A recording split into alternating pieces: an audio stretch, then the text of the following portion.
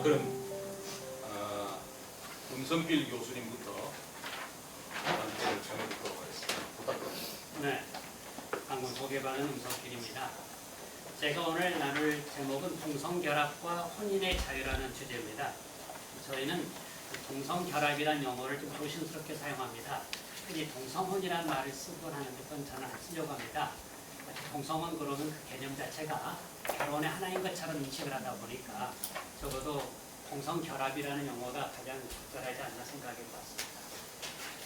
올해 2026년입니다. 작년에 2025년에는 좀 더 주목할 만한 일이 있습니다. 대부분 잘 모르실 수 있지만 우리나라에서 동성결합을 이제 혼인의 하나로 인정해라 라고 주장하는 사람도 있다가 안 받아들여지니까 헌법재판소에 헌법소원을 이제 청구를 했습니다. 그래서 우리나라 최초로 이 동성결합을 일종의 이제 혼인 형태로 인정하지 않는 것이 위헌이다라는 걸 지금 판단해달라고 들어왔기 때문에 지금 이게 올해부터 아마 몇 년 사이에 어떤 결정이 나올지 모르겠습니다. 그래서 지금 우리로서는 굉장히 신경 써야 할 상황이고 그동안에는 이제 일종의 뭐 시민단체들이 나름대로 인권운동이라는 이름으로 했던 것과 달리 이제 헌법재판소의 판단에 따라서 이렇게 달라지기 때문에 중요한 시점이다. 그런 점에서 이러한 동성결합을 인정하는 것, 안 하는 것이 헌법적으로 어떤 문제가 있는가 한번 좀 판단해 보고 싶었습니다. 이 자료집 보시게 되면 이제 동성결합을 합법화하려고 하는 것이 어떤 의미가 좀 잘 알아야 될 것 같은데요. 지난 20세기 후반기에 들어서서 이 전통적 혼인의 제도가 이제 무너지게 된 계기가 하나는 동거라고 하는 것과 동성결합이었습니다. 이거에 따라서 이제 전통적인 이 결혼, 혼인의 그런 개념을 흔들어버리는 셈이 되었는데요. 세계적으로 보면은 이런 현상이 좀 나타나기 시작했습니다. 그래서 이제 어떤 나라는 입법에 의해서 동성결합을 동성결혼으로 받아들인 나라도 있었고 아니면 법원의 판단에 의한 경우도 있었고요. 그것도 아니면 그걸 위해서 많은 그런 교육이니 문화운동들이 이루어졌었습니다. 그래서 이런 거에 대해서는 가장 문제가 되는 건 이런 동성결합이 합법화가 된다는 건 뭘까? 그러면 두 커플이 하나의 이제 혼인의 한 일종으로 인정받는 개인의 문제에 그치느냐? 그렇지가 않다라는 거예요. 물론 이제 그들이 개인의 헌법상의 기본권 침해되었기 때문에 인정해달라고 합니다만은 만약 이걸 동성결합 합법화하게 된다면 어떤 결과가 발생할까? 소위 말한 사회적인 효과를 봐야만이 그 의미를 제대로 파악할 수 있습니다. 단순히 그냥 동성 커플의 혼인신고를 받아줘라 라고 끝나는 게 아니라 이거 사회적으로 승인하는 걸 말합니다. 그러면 이제 동성결합을 사회적으로 승인하게 되면은 이른바 동성 간의 성관계로 인한 이런 도덕적 또는 의학적인 유해증 등에서 논하면 안 됩니다. 여기 이미 승인해버렸기 때문에 자연스럽게 그런 나라에서 나타나는 것처럼 동성애자의 증가는 너무 자연스러운 결과로 이어졌다는 거. 더군다나 또 이것이 이어지면은 성적 지향하고 자기결정권의 그 결합을 이어지다 보니까 이게 나중에 우리가 알고 있는 결혼 제도가 전혀 다른 양상으로 달라질 수 있다. 몇 나라의 무서운 상황 같지만 1+1 그러니까 1대1이 되는 거 이것도 하나의 결합으로 인정해라 그런 말이에요. 왜 꼭 이 결합이 1+1만 되느냐? 이 셋의 결합도 인정해라 하기 시에게 요구하는 이런 현상이 나타났다 그런 말이에요. 그러다 보니까 또 뭐가 문제되냐면은 동성결합을 인정하다 보면은 지금 혼인 중에 있는 관계에 있는 사람 중에 한 명이 성 전환하겠다. 지금까지 대법원이 받아주질 않았습니다. 그렇게 되면은 그 동성결합 인정해야 되니까 안 된다 그랬더니 그럼 만약에 인정하게 되면은 혼인 관계 있는 중에서도 성전환을 인정해주란 말이 나옵니다. 이거 우리가 인정할 수 있겠는가? 우리로서 보면 말도 안 되는 얘기 같지만 현실이 이루어지고 있고 나타나는 현실이다. 그러니까 황당한 주장이 이상한 사례와 연결되니까 그 다음부터는 있을 수 있는 일이 됐고 있을 수 있는 일은 나타난 일이 됐고 그 다음부터는 인정해라가 되어버렸습니다. 자, 그럼 우리 혼인에 대해서 지금 왜 이렇게 논란이 됐을까? 지금 우리나라에서 이렇게 말합니다. 지금 동성결합을 인정했다는 사람들은 우리 헌법에 법률에 정확하게 혼인의 정의가 없다. 아직 혼인의 명확한 법적인 정의가 없으니까 이건 해석으로 바꿀 수 있다. 사회인식이 바뀜에 따라 혼인을 새로 정의하자 이런 주장을 합니다. 그렇지만 우리 헌법에도 보면은 혼인이 뭐라는 정의를 내리질 않았어요. 왜냐하면 너무 당연하니까. 우리 헌법에 보더라도 사람이 무엇이냐 정의 내리질 않았어요. 너무 당연하니까. 옛날부터 자명하다라고 하는 말은 굳이 정의를 내릴 필요 없다고 판단했는데 그러다 보니까 혼인이라고 해서 우리가 너무 잘 아는 인류가 존재한 이래로부터 우리가 잘 아는 것처럼 남자와 여자의 결합에 의해서 이루어진다라는 그 혼인의 관계를 너무나도 당연하게 여겨왔던 전통적으로 명확한 개념입니다. 근데 이걸 흔들자는 거예요. 또 하나의 주장이 뭐냐면 혼인이라는 것은 과연 뭐냐 그러면 계약이다. 제도가 아니다라고 주장합니다. 이게 이제 여러 복잡한 얘기 있습니다. 간단하게 말하면 이 동성결합을 혼인의 한 유형으로 인정하던 사람들이 이렇게 말하면 혼인이라는 단순한 당사자 간의 계약에 불과하다. 그러니까 어떤 당사자와 계약을 맺든 또 어떤 식으로 하든 그 자유가 아니냐라고 주장을 막 하게 되는 거예요. 그럼 혼인이란 단순한 계약에 불과하고 합의에 불과하다면 이 근친혼을 왜 막을 것인가? 그것도 뭘로 막을 건가요? 또 궤변으로 이어질 수밖에 없는데요. 그러니까 적어도 우리 법의 규범 입장에서는 혼인은 당사자 간의 계약일 뿐만 아니라 제도다.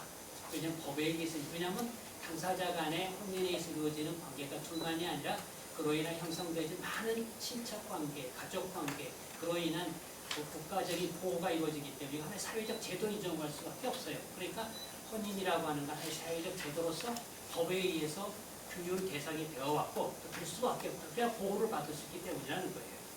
그래서 우리 헌법 36조에 가장 중요한 문제가 되는데 결론적으로 말씀드리면 동성결합을 이 자유롭게 하자라는 사람들의 가장 곤혹스러운 게 헌법 36조 1항입니다. 왜냐하면 헌법 36조 1항이 이렇게 되어 있어요. 혼인과 가족생활은 개인의 존엄과 양성의 평등을 기초로 성립하고 유지되어야 하며 국가는 이를 보장한다라고 되어 있습니다. 다시 말씀드리지만 이렇게 좀 명확한 규정이 있는 게 세계적으로 많지가 않아요.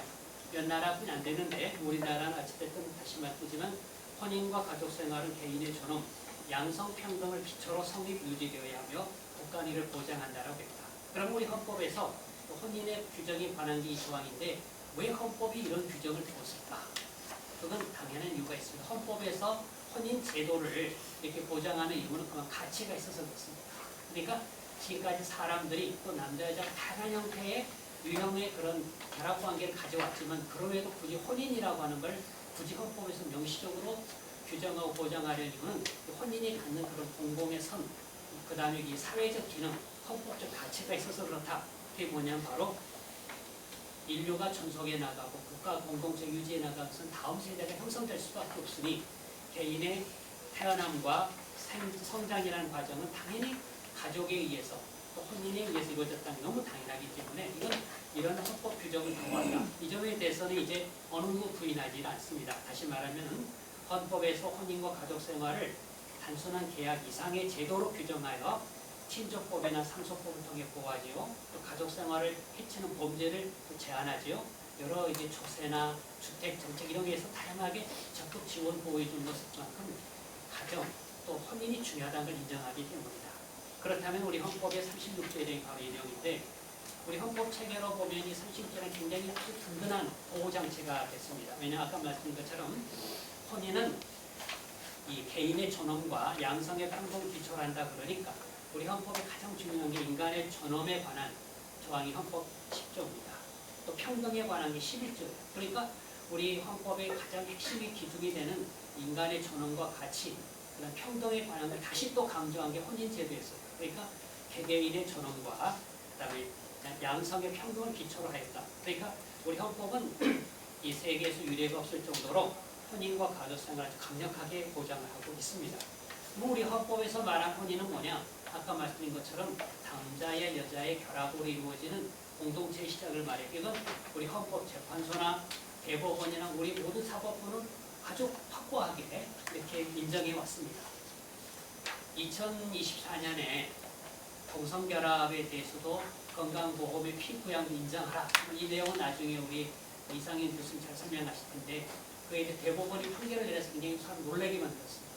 어떻게 건강보험 피부양자는 보통 배우자라고 했는데 그 배우자의 속에는 사실은 배우자도 포함된다. 그러다 보니까 이 동성결합도 그 준하는 거 아니냐 해가지고 인정해버렸습니다. 그 대법원이 이상한 판결 내리고 문제된 그 대법관이 하고 퇴임을 했는데 거기서 나타나는 그 판결에서조차도 적어도 이 동성결합은 이 혼인은 아니라고 인정을 했어요. 그런데 이제 그걸 더 나가서 이제는 동성 커플을 피부양자로 인정하는 걸 넘어서서 아예 배우자로 인정하자라고까지 주장하는 논리를 하고 있다. 그건 우리는 막아야 되겠다. 지금까지 헌법의 규정도 헌법학의 해석의 정설도 그러하고 우리나라 헌재와 대법원에 있어서도 그러한 혼인의 관계는 남녀 관계의 결합이라고 보아왔다라는 거예요. 그럼에도 불구하고 이 동성결합 주장하는 사람들은 어떻게든 이 36조를 흔들어 가지고 동성결합 근거를 만들려고 노력을 참 많이 하고 있습니다. 그래서 어떤 주장을 했냐면은 양성의 평등을 규정한 것은 다이건 남녀 평등만 이야기한 것이고 그 당시 헌법 만들 때는 이 동성혼은 생각도 안 했으니까 그때는 반대 안 했다라는 거예요. 오히려 지금 생각으로 보도록 그 당시 때 동성결합이 더 강하게 반대하기 뻔한 상식일 텐데 그때 그런 거 원한 적이 없으니까 반대한 적도 없지 않았냐. 그러니까 인정하지 않은 그런 주장을 억지를 주장하고 있는데 그렇게 볼 수 없다. 양성의 평등이라고 하는 것은 아까 말한 남녀를 전제하는 게 너무 분명하다. 그렇기 때문에 이제 이 동성결합을 주장하는 사람들이 지난 2017년 이후에 헌법 개정 막 많이 하려고 할 때 이 헌법 개정 바꿀 노력을 많이 했습니다. 즉 양성의 평등 뭘로 바꾸려냐면은 그냥 성평등으로 바꾸자 또는 그냥 개인의 평등으로 하자. 이걸 하려. 이 말은 뭐냐면 이제 양성이 가지고 있는 헌법이 너무 명확하니까 이걸 피해가려고 노력을 했어요. 이건 뭘 말하는가? 그만큼 우리 헌법 규정이 개정하지 않고서는 동성결합을 인정할 수 없다라는 걸 스스로 인정한 것이라고 볼 수밖에 없다라는 거예요. 물론 이제 헌법 주장하는 사람들이 보면은 동성결합일지라도 뭐 사적으로 결합하는 거니까 행복추구권이다. 아니면 일종의 사적인 생활을 형성하니까 일종의 사생활의 일종의 자유와 비밀을 인정해 준다 주장하지만 그렇지만 36조의 헌법 조항을 가지고 헌법에 나타난 혼인의 자유를 주장할 수는 없다라는 게 명확한 거예요. 그럼에도 불구하고 이거 헌법소송 제기한 걸 보니까 뭐라 했냐면은 이 배우자를 선택할 수 있는 그 자유 속에는 꼭 동성 아니어도 안 된다는 거 없지 않느냐. 그러니까 내가 남자로서 남자를 선택하건 남자를 선택하건 그것도 자유가 아니냐라고 주장하는 거예요. 근데 우리가 말한 혼인의 개념 속에는 받아들일 수 없다. 이것이 우리의 기본적인 법의 인식이고 그리고 도덕, 우리가 알고 있는 자연법적 인식이 너무 다당연한 것이다. 그럼에도 불구하고 이런 점이 계속 나오는 거에 대해서는 아까 우리 오전에 세션 얘기 들으셨겠지만 이제 그런 성관계와 결혼과 이 자녀와의 관계가 다 분할되다 보니까 이런 나타나는 모습이 되었다. 그래서 결론적으로 말씀드리면 다른 나라에서 이미 동성결합 인정한 사례가 있지 않느냐 받아들이자라고 합니다만은 세계적으로 볼 때 그 숫자는 많지가 않습니다.